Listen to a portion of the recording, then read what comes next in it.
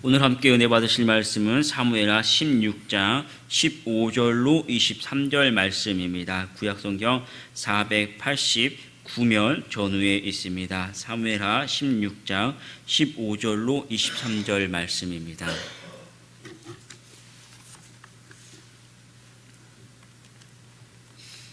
사무엘하 16장 15절로 23절 말씀 함께 천천히 합독하도록 하겠습니다. 압살롬과 모든 이스라엘 백성들이 예루살렘에 이르고 아히도벨도 그와 함께 이른지라. 다윗의 친구 아렉 사람 후세가 압살롬에게 나아갈 때 그에게 말하기를 왕이여 만세 왕이여 만세 하니 압살롬이 후세에게 이르되 이것이 내가 친구를 후대하는 것이냐 내가 어찌하여 내 친구와 함께 가지 아니하였느냐 하니 후세가 압살롬에게 이르되 그렇지 아니하니이다. 내가 여호와와 이 백성 모든 이스라엘의 택한 자에게 속하여 그와 함께 있을 것이니이다. 또 내가 이제 누구를 섬기리이까 그의 아들이 아니니이까 내가 전에 왕의 아버지를 섬긴 것 같이 왕을 섬기리라 하니라.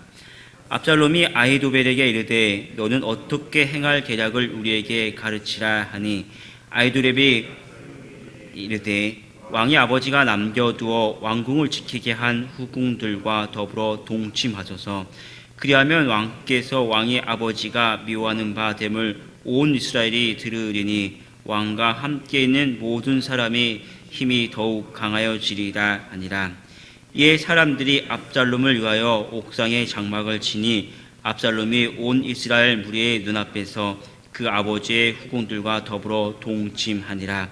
그때 아히도벨이 베푸는 계략은 사람이 하나님께 물어서 받은 말씀과 같은 것이라. 아히도벨의 모든 계략은 다윗에게나 압살롬에게나 그와 같이 여겨졌더라. 아멘. 오늘 함께 봉독한 말씀을 가지고 지혜로 세워지는 왕국이라는 제목으로 은혜를 나누도록 하겠습니다. 암논을 죽이고 3년을 도망갔던 압살롬이 다윗의 군대 장관 요압의 그 잔꾀로 예루살렘에 들어오죠. 그러나 결국은 아버지 다윗에게 인정받지 못했다라는 그 판단을 하고 반역을 일으킵니다. 또 다윗은 싸움 한번 하지 않고 그 성을 내주지요. 그럼으로 인해서 그 이제 급히 도망을 가고 그래서 이 압살롬이 결국은 이 예루살렘 성으로 들어오게 됩니다. 오늘 15절 말씀을 보면 이렇게 기록을 합니다. 압살롬과 모든 이스라엘 백성들이 예루살렘에 이르고 아히도벨도 그와 함께 이른지라. 이 압살롬의 반역으로 결국은 이 다윗 왕국이 가장 큰 그 위기를 맞게 되죠.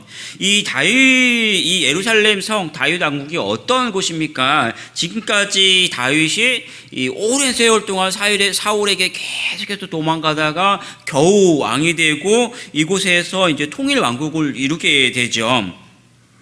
그리고 이제 우리 지난 말씀을 보면 이 다윗 언약이라고 우리가 이제 말씀을 들었습니다. 이 다윗의 왕위가 영원하리라라는 그 하나님의 이 언약을 맺게 되죠. 언약이 있었고 또 결국을 보면 이 예루살렘 성이 하나님 나라를 상징하게 되는 아주 중요한 장소인데 싸움 한번 하지 않고 내어주고 굉장히 큰 위기를 맞게 됩니다. 그런 왕국이 이 압살롬에게 정복을 당하게 되죠. 근데 도대체 왜 이런 일들이 벌어지게 됩니까? 가만히 살펴보면요, 결국은 이 압살롬의 죄를 다윗이 철저하게 묻지 않고 정확하게 처리하지 않았기 때문에 오늘 이런 결과가 나타나는 것이죠. 그가 압살롬을 암논을 죽였을 때, 압살롬이 암논을 죽였을 때는 고의적이었고 계획적이었습니다. 그런 살인자였기 때문에 율법으로 반드시 그를 처형해야 합니다. 이 죄의 문제를 물었어야 되는 것이죠. 그래서 그가 법으로 죽어야 했기 때문에 그 외가로 도망을 갔죠. 또 다윗도 그런데 다윗의 입장에서는 자기 아들이고 또 자기 자신의 어떤 왕위를 물려받을 그런 사람이었기 때문에 이도 저도 하지 못하고 3년이라 시간이 그냥 흘러가 버렸습니다. 근데 그 후에 3년 후에 이 요압이 그 드고와 출신의 그 여인을 불러서 어떤 잔꾀로 법을 그 죄의 문제를 묻지 않고 잔꾀로 인정으로 그 압살롬을 이 예루살렘으로 데려왔죠. 이 다윗도 그런 모습에서 이 자신의 아들이기 때문에 데려오긴 했지만 이 죄의 문제가 남아 있으니까 그를 데려올 때 뭐라고 표현합니까? 내 아들 압살롬아라고 하지 않고 청년 압살롬아라고 부르면서 어느 정도 그런 이제 거리를 두고 사람들을 인식하기 시작합니다. 데리고 왔는데 어떻게 합니까? 왕궁으로 데려오지 않고 내 눈에 보이지 않게 해라. 뭡니까? 뭔가 아직 죄의 문제가 있으니까 원망과 분노와 미움과 이런 것들, 또 다른 사람들을 인식하게 되니까 그를 여전히 자기 앞에 데려오지 않는 것이죠. 그러한 모습이 결국은 이 압살롬에게는 예루살렘에 들어왔지만 여전히 아버지에게 용서받지 못하고 인정받지 못하고 그러한 것들이 실망과 좌절과 또 결국은 분노가 일어나고 그 모습이 반역으로 이어지게끔 만들어졌습니다. 그러면 이왕 이렇게 된 모습이 다윗이 압살롬을 데리고 왔으면 어떻게 했어야 했을까요? 다윗의 입장에서는 그런 어정쩡한 그런 모습이 아니라 어차피 데리고 왔었으면 그때에는 이 압살롬을 자기 앞에 불러놓고 정말로 회개하고 있는지 철저하게 물었어야 돼요. 이 3년이라 시간 동안 그가 어떻게 하고 있었는지, 또 그가 정말 아버지 잘못했습니다 하고 울고불고 용서해 주세요라는 그 모습을 아버지로서 봤어야 되는 것이죠. 그가 철저하게 회개하는 그 모습을 봤다면 아버지가 그를 용서하고 이제 됐다, 내 잘못이다 우리 서로 용서하자, 그런 이 회개의 모습, 또 그 모습을 보고 분명하게 용서하는 그 모습을 보여줬어야 되는 것이죠. 그리고 나서 죄가 어떻게 됐는지 이런 모습들을 다시 한번 가려야 했습니다. 그런데 그런 죄의 문제를 분명하게 처리하지 않고 그 사람을, 이 압살롬을 데리고 왔을 때 결국은 어떻게 됩니까? 왕국의 위기가 찾아왔습니다. 오늘날 성도들도요, 이 신앙의 모습을 가만히 살펴보면 결국은 많은 은혜, 많은 모습을 이렇게 우리가 누리고 있지만 가만히 살펴보면 이 죄라는 것에 대해서는 굉장히 심각하게 생각하지 않는 그런 경향이 굉장히 많이 있습니다. 우리가 죄하면 어떤 법을 어기거나 아니면 뭐 큰 것은 죄라고 생각하지만 일상에서 찾아온 어떤 사소한 것들에 대해서는 흔히 자주만 이렇게 범하고, 아니면 어떻게 보면 하나님의 말씀에 온전히 순종하지 않는 것은 죄라고 여기지 않는 그러한 굉장히 가볍게 여기는 경향이 굉장히 많이 있습니다. 또 우리가 죄를 범하면 어떻습니까? 성경을 보고 우리가 하나님의 말씀 위해서 깊이 회개하고 하나님 앞에 그 용서를 구해야 하는 것이 우리 모습인데, 회개라는 것을 그렇게 심각하게 인식하지 않아요. 그리고 회개하는 것이 아니라 회개하고 하나님께 용서받는 것이 아니라 어떤 그냥 내 기억에서 잊혀지면 그게 죄에 대한 어떤 처리 방법, 그렇게 인식하고 말아버립니다. 우리가 신앙생활을 하면서 어떤 많은 은혜, 기쁨을 누리죠. 교회에 나와서 예배를 드리면서 하나님 앞에 은혜를 받고, 말씀을 들으면서 은혜를 받고, 많은 성도들과 함께 교제를 나누면서 기뻐하고, 또 봉사를 하고, 그러면서 기뻐하는데, 정작이 더 먼저 되고 더 중요한 우리가 중요하게 여겨야 하는 것이 뭡니까? 우리가 죄를 범했을 때 하나님 앞에 죄를 구하고 용서를 받는 그 죄의 문제에 대한 그 죄의 용서와 은혜의 그 용서의 문제가 가장 먼저 되어야 하고 가장 중요하게 여겨야 하는 그러한 모습이죠. 그런데 어떻습니까? 그런 모습이 우리에게 굉장히 약한 모습입니다. 이 죄가 어떻습니까? 왕국을 무너뜨렸습니다. 결국은 죄가 왕국을 무너뜨렸죠.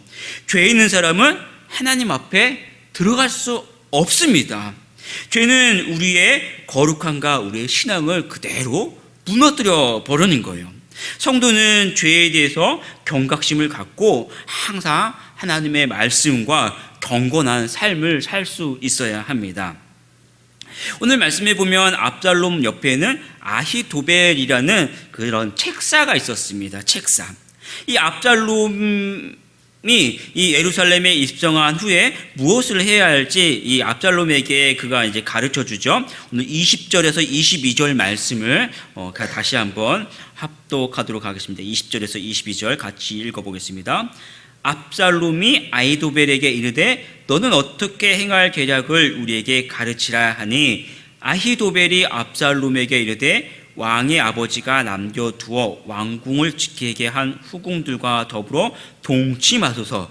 그리하면 왕께서 왕의 아버지가 미워하는 바 됨을 온 이스라엘이 들으리니 왕과 함께 있는 모든 사람의 힘이 더욱 강하여지리이다 하니라.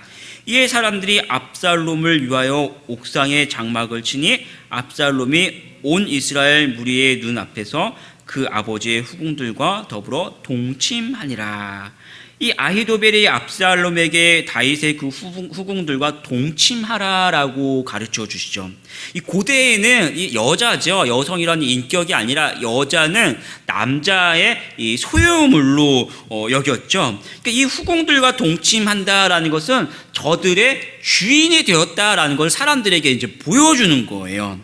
그래서 오늘 말씀에 보면 침실이 아니라 백주의 이 옥상, 그러니까 다른 사람들이 다 볼 수 있는 그 옥상에 천막을 치고 사람들을 그 후궁들을 범하는 모습을 사람들에게 다 공개 보여주는 그런 선언하는 그런 모습을 오늘 보여주고 있죠. 그러니까 이 모습을 통해서 두 가지 정도의 어떤 영향이 있는데, 첫 번째는 이 압살롬이 반역을 일으킬 때 함께 가담했던 사람들이 있죠. 함께 가담은 했는데 어떤 자신의 의지야 어떤 적극적인 모습으로 가담한 것이 아니라 그냥 이렇게 남들이 다 하니까 어쩔 수 없이 참여했던 그런 군사들이 있겠죠. 그런데 오늘 이 압살롬이 이 후궁들과 동침하는 그 모습을 보면 이 선언을 해버렸으니까 이제는 더 이상 어쩔 수 없구나. 어차피 이 압살롬이 이 성 안에 들어왔고 일이 이렇게 벌어졌으니까 이제는 압살롬에게 우리가 충성하자라는 그런 어떤 뭐라고 합니까? 사기를 진작하는 이 모든 군사들의 그 사기를 단결시키는 그러한 모습을 이제 보여주는 것이죠. 그것이 오늘 우리가 같이 읽었던 이 21절에서 22절의 그 말씀입니다.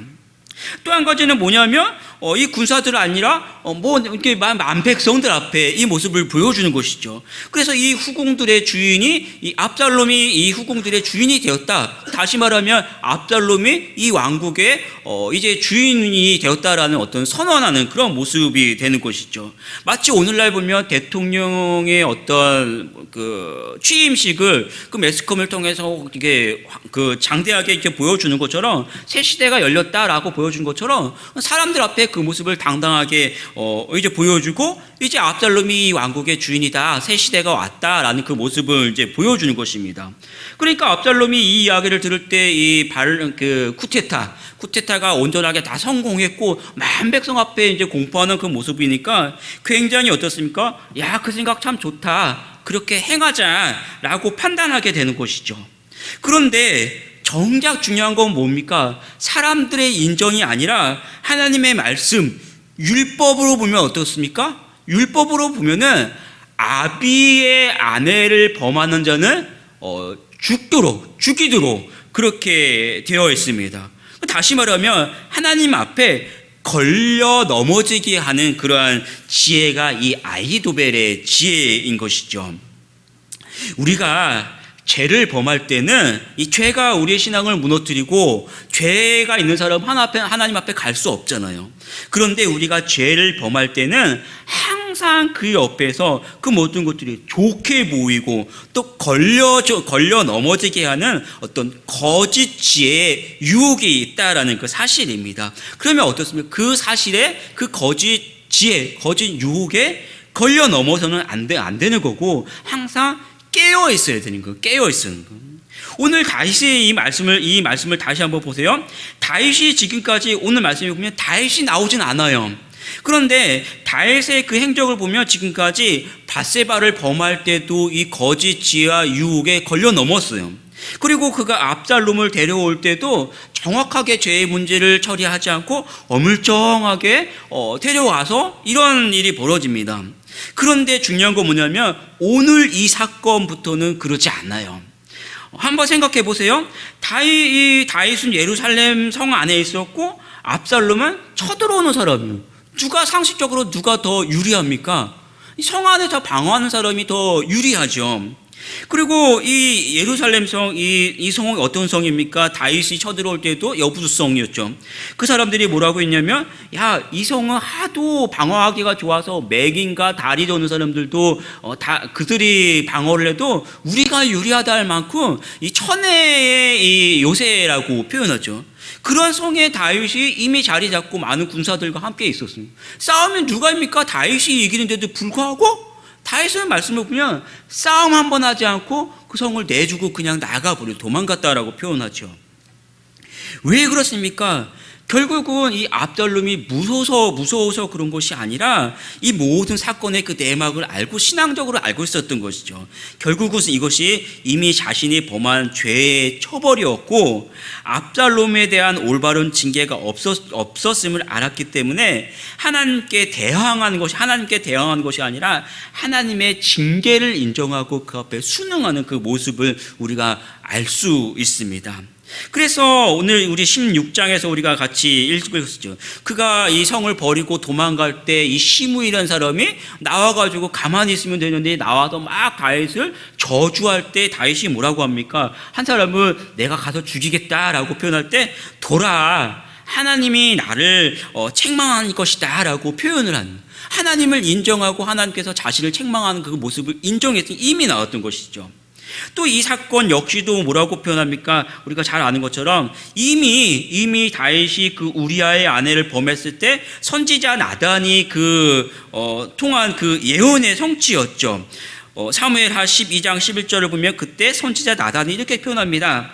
보라, 내가 너와 내 집에 재앙을 일으키고 내가 내 눈앞에서 내 아내를 빼앗아 내 이웃들에게 주리니 그 사람들이 내 아내들과 더불어 백주에 통침하리라. 이미 이 사실이 이전부터 예언되어 있었고 이 압살롬의 소식을 들었을 때 이 하나님의 말씀을 기억하고 전 그냥 순응하면서 내줬던 그 모습이죠.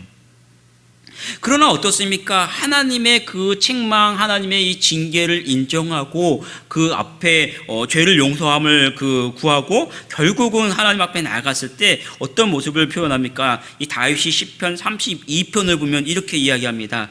허물의 사함을 받고 자신의 죄가 가려진 자는 복이 있도다라고 끝내는 다윗이 하나님의 그 죄 용서함의 그 은혜, 그 기쁨을 하나님 앞에 그 하나님의 은혜를 찬양하게 되죠. 그리고 이제 이 말씀을 보면은 이제 이 본문부터는 이제 다윗의 신앙이 조금씩 회복하는 그 모습을 보여줍니다. 그 중에 하나가 뭐냐면은 지혜라는 거예요. 지혜. 오늘 다윗이 없는 이 왕국에 누가 남아 있습니까? 다윗의 책사 후세라는 사람이 남아있죠. 이 후세가 한마디로 뭡니까? 다윗의 지혜의 그 모습을 보여주고 있죠. 지혜입니다. 그가 압살롬에게 가죠. 다윗은 도망갔지만 이 압살롬에게 이 후세 지혜가 남아 있습니다. 그 후세라는 사람은 다윗의 사람이 있지만 이 압살롬에게 이 계략을 무너뜨리기 위한 첩자로 남아 있죠.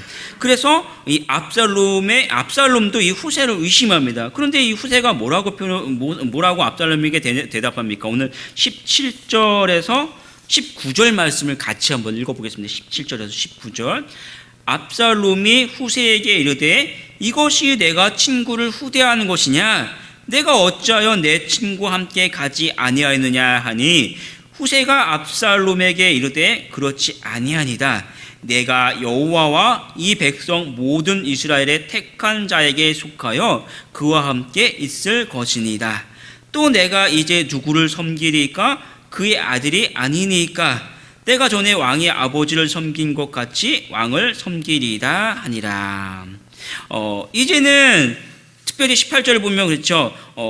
내가 여호와와 이 백성 모든 이스라엘의 택한 자에게 속하여 그와 함께 있을 것이니이다. 누구를 이야기합니까? 이 압살롬이 들을 때는 여호와 이 백성 모든 이스라엘 택한 자, 자기를 이제는 이 귀한 사람이 나를 택하는 나와 함께 하는구나라고 표현하는데 다시 한번 내가 여호와와 이 백성 모든 이스라엘 택한 자. 그러니까 압살롬이 될 때는 자기라고 인정을 하는데 다시 이렇게 여긴 거죠. 이 후세가 나중에 그런 말을 할 수 있겠죠. 내가 언제 당신 압살롬 왕이라고 했습니까? 저는 그런 말 한 적 없어요. 이렇게 표현하는 거죠. 이 사람이 압살롬을 이야기하는지 다윗을 이야기하는지 누구인지 표현하지 않아요. 단순하게 여호와와 이 백성 모든 이스라엘 택한 자. 그러니까 압살롬 착각한 거죠. 그렇죠? 이걸 뭐라 합니까? 이게 지혜예요. 거짓말하지 않았지만 자신의 신앙을 온전히 그 반역자 앞에서도 표현했으니 이게 지혜잖아요. 지혜. 후세는요, 한마디로 이야기하면 지혜의 사람이었어요. 이 하나님의 지혜의 사람을 이 압살롬에게 남겨주었죠. 결국은 이 후세의 지혜로 아이도벨의 이 계책을 무너뜨리고 다시 다윗이 이 왕궁 안으로 들어오게 됩니다. 죄로 무너졌던 왕국이 지혜로 다시 세워지는 것이죠. 죄로 죽었던 우리를 다시 살리신 하나님의 지혜가 무엇입니까? 예수 그리스도입니다. 그래서 고린도전서 1장 24절을 보면 이렇게 표현합니다. 오직 부르심을 받은 자들에게는 유대인에게나 헬라인에게나 그리스도는 하나님의 능력이요 하나님의 지혜이니라 라고 표현합니다. 말씀을 정리하겠습니다. 위대한 다윗도 결국은 죄로 넘어지고 결국은 이 왕국의 위기를 맞습니다. 그러나 하나님을 붙잡았을 때 이 회복의 은혜를 경험하게 되죠. 우리도 이 땅에서 살면서 환난이 오고 유혹이 옵니다. 때로는 넘어질 수 있지만 더 중요한 것이 무엇입니까? 그런 우리를 위해서 십자가에 죽으시고 용서하시고 회복하시는 예수 그리스도를 붙들고 다시 일어나는 우리 성도들이 되기를 축복합니다. 기도하겠습니다. 하나님 아버지, 다윗도 죄로 인해 넘어지고 왕국이 무너졌던 그 모습을 우리가 봅니다. 하나님, 우리가 살아가면서 우리 생각처럼 죄를 그렇게 가볍게 여기지도 않지만 또 우리 가운데 죄의 유혹으로 넘어질 때는 그것을 무시하지 아니하고 그 가운데서 우리를 다시 한번 용서하시고 일으키시는 예수 그리스도의 그 은혜를 기억하고 예수 그리스도를 붙들고 다시 일어나고 하나님의 그 용서하는 그 은혜, 또 하나님이 우리를 세우시는 그 은혜를 다시 한번 기억하고 또 하나님 앞에 나아가는 저희들 되게 하여 주시옵소서. 예수 그리스도의 이름으로 기도합니다. 아멘.